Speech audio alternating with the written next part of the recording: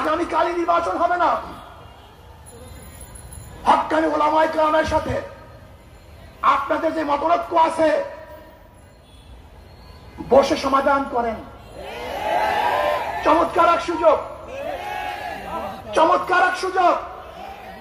দেখেন, নৈতিক ও আদর্শ মিল না থাকলে সাময়িক মিল থাকে না।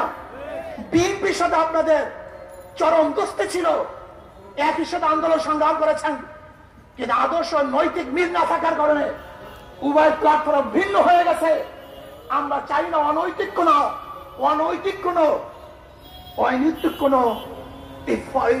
মানে লোক দেখানো কোন ঐক্য আমরা চাই না।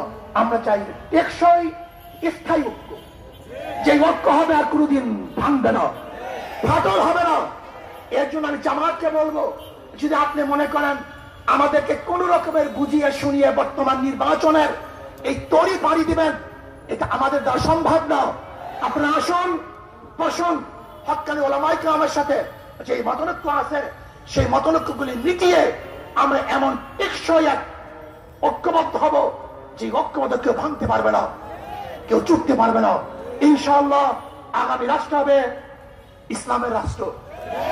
আসুন আমরা সম্মিলিত ভাবে ইসলামকে বাংলাদেশে প্রতিষ্ঠা করার জন্য চেষ্টা করব।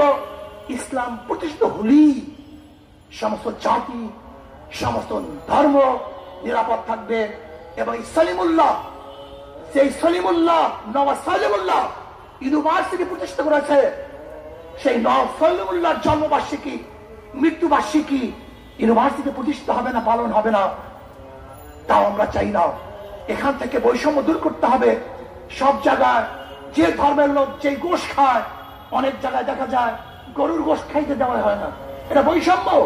যেখানে গরুর গোশ খেতে পারবে খেতে দেন, আপনি যা ইচ্ছা কাচ্চেমের গোশ খান, কোনো সমস্যা নেই, কিন্তু খবরদার কেউ কাউকে বাধা দেওয়ার কোনো অধিকার নেই। আমরা সমৃদ্ধ ভাবে দেশটাকে গড়ব। আল্লাহ আমাকে এবং আমাদের সবাইকে সমৃদ্ধ ভাবে দেশ গড়ার তৌফিক দান করেন। আসসালামু আলাইকুম ওয়া রাহমাতুল্লাহ।